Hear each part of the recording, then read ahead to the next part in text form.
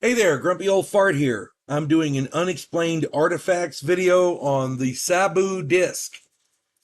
Before I get into this though, if you enjoy my content, it would really help me out if you could hit the like button, subscribe to my channel, share my content on all of your social media platforms, and post a comment or two. Remember, I welcome your comments, even if you disagree with me.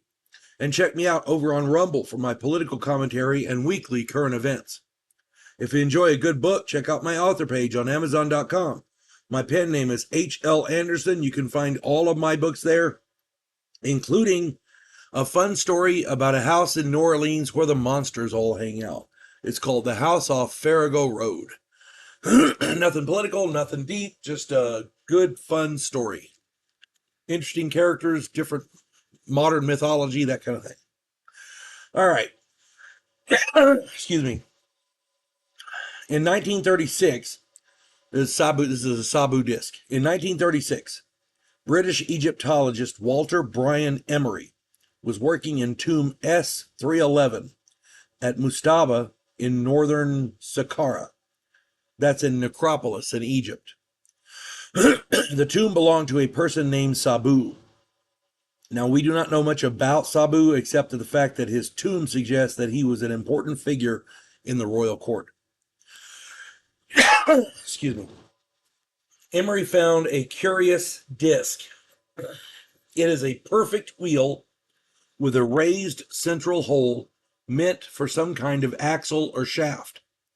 There are 3 flanges with holes near the edges. The workmanship is perfect. The flanges are perfectly equidistant around the radius and bend inwards towards the center. The disc was fashioned out of extremely hard but fragile material called schist. It's hard, but it's brittle. Carving this material at all is problematic even today. Yet someone carved this item from one piece and did not make a single mistake. The disc looks like a machine part.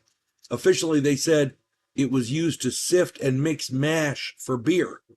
But there are easier ways to do this, and I don't buy it. To me, it looks like some kind of a fan blade or a component to a cheese slicer. Working in kitchens, that's what it looks like to me. The tomb where this item was found has been sealed for 5,000 years.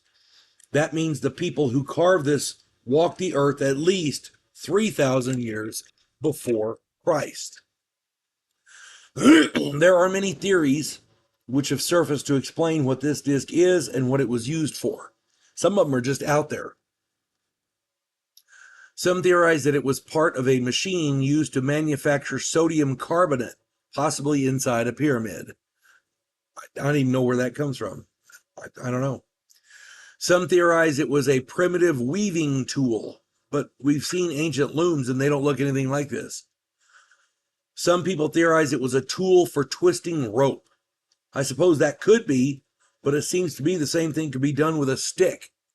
Yeah, you take a stick and you tie however many strands and different parts through it, and then you pull it taut and tie one end of these things to something sturdy, and then you pull the stick taut and twist it as you walk either forward or back, depending on how you want to get it done. But the thing is, at the end, you've got your twisted rope. So this is theoretically possible, this twisting rope thing, but a stick would work, in my opinion, even better.